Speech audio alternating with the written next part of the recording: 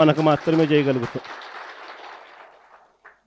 మరి ఈరోజు చంద్రబాబు నాయుడు గారి ప్రభుత్వం 2 ఏళ్ళకే మనం 3,31,000 కోట్లు అప్పు చేస్తే చంద్రబాబు నాయుడు గారి ప్రభుత్వం 2 ఏళ్ళకే వాళ్ళు చేసిన గ్రాస్ అప్పులు, వాళ్ళు చేసిన కమిటెడ్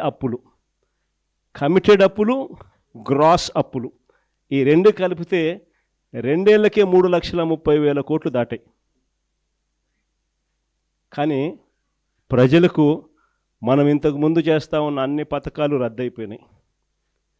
ఈయన ఇచ్చిన సూపర్ 6, సూపర్ 7 మాటలన్నీ కూడా మోసాలుగా తేలిపోయాయి. బటన్లు లేవు, ప్రజలకు ఇచ్చింది లేదు. కానీ అప్పులు చూస్తే 2 ఏళ్ళకే మనం 5 ఏళ్లలో చేసిన అప్పులకు ఈయన 2 ఏళ్ళకే 3,30,000 కోట్ల రూపాయలు ఈయన చేసిన గ్రాస్ అప్పులు, చేసిన అప్పులు కమిటెడ్ అప్పులు. ఇక ఈ డబ్బంతా ఎవరి జోబీ లేకపోతూ ఉంది. నిజంగా ప్రతి ఇంట్లో కూడా ఈ సంభాషణ జరుగుతూ ఉంది. జగన్ ఎలా చేయగలిగాడు, చంద్రబాబు నాయుడు ఎందుకు చేయలేకపోతా ఉన్నాడు? కారణం, జగన్ ప్రతి అడుగులోనూ కూడా ప్రజల గురించి ఆలోచన చేశాడు, పేదల గురించి ఆలోచన చేశాడు. ప్రతి అడుగులో కూడా అవినీతి అనేది జరగకుండా ప్రతి ఇంటికి నేరుగా పంపించాడు. కానీ ఈరోజు దోచుకో, పంచుకో, తినుకో, ప్రతి అడుగులోనూ ఇదే కనిపిస్తుంది. అందుకే చంద్రబాబు నాయుడు గారి ప్రభుత్వంలో జరగడం లేదు. ఏదన్నా ముట్టుకోండి మీకు ఇదే కనిపిస్తుంది. లిక్కర్ మాఫియాతో మొదలు పెడితే చాలు, రాష్ట్రానికి సంబంధించిన ఏ ఆదాయాలు కూడా రాష్ట్రానికి రావడంలా. లిక్కర్ మాఫియాతో మొదలు పెడితే ఇసుక, మద్యం, మట్టి, సిలికా, క్వాడ్సు, లాటిరైట్, గ్రెనైటు, అధిక ధరలకు పీపీఏలు, చివరికి అమరావతిలో కూడా 10,000, 12,000 రూపాయలు పర్ ఎస్ఎఫ్టీకి కన్స్ట్రక్షన్ కాస్ట్లు. భూములు చూస్తే చెనిక్కాయలకు, బెల్లాలకు, ఇలా కావలసిన వాళ్ళకి అందరికీ కూడా భూములు ఇవ్వడము.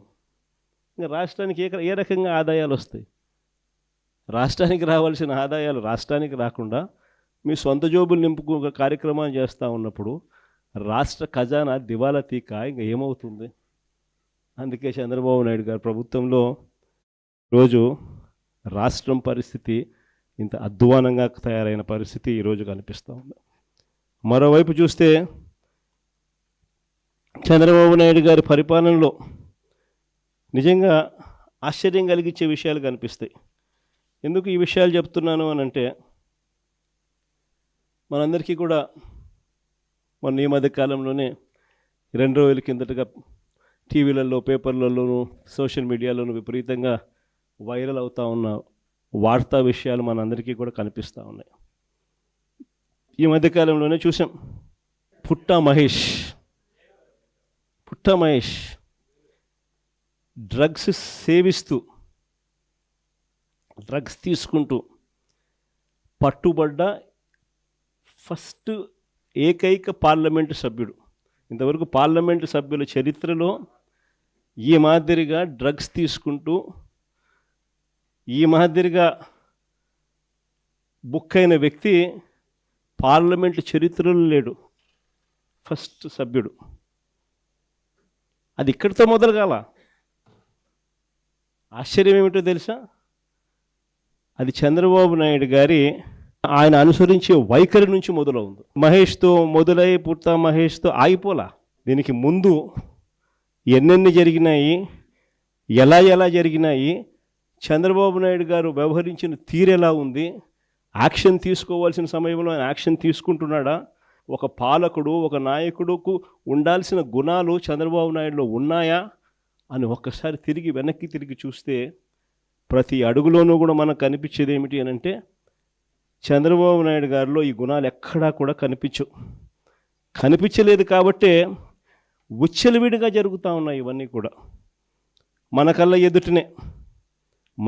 ఎదుటనే రైల్వే కోడూరు ఎమ్మెల్యే ఆరవ శ్రీధర్ అత్యాచారం చేశారని, ఆపై మోసం చేశారని బాధితురాలు నేరుగా స్వయంగా చంద్రబాబు నాయుడు గారికి ఫిర్యాదు చేస్తే ఈయన ఏం చేశాడు? కమిటీ అంట.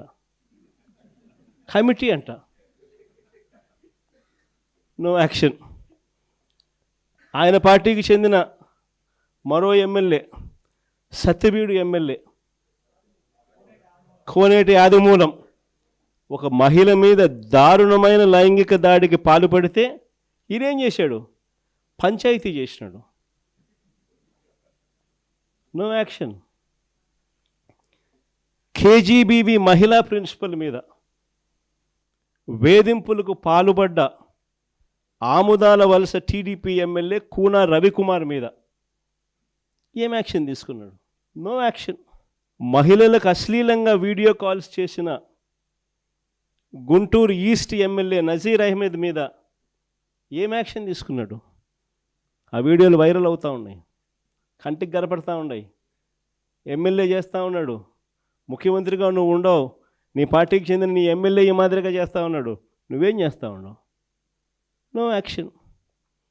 మహిళా ఉద్యోగి మీద లైంగిక వేధింపులకు పాల్పడ్డ మంత్రి సంధ్యారాణి పిఏ మీద, ఎమ్మెల్యేల కథ దేవుడు వరకు పిఏల మీద కూడా యాక్షన్ తీసుకోలేకున్నాడు. ఇంకా మీ అందరికీ కూడా తెలిసిందే, ప్రస్తుత టీటీడీ చైర్మన్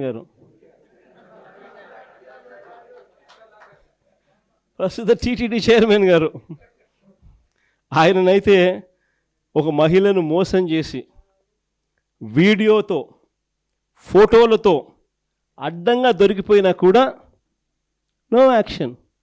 కొద్ది రోజుల కింద ఈ పుట్ట మహేష్ ఇన్సిడెంట్ కన్నా ఇంకా కొద్ది రోజుల ముందు ఆదినారాయణ రెడ్డి అని ఇంకొక ఎమ్మెల్యే, ఆదినారాయణ రెడ్డి కొడుకు ఇదే డ్రగ్స్ తీసుకుంటూ తాను కూడా హైదరాబాద్లో పట్టుబడితే ఏం జరిగింది? No action. అంతెందుకు, అసలు ఈ మనుషులకు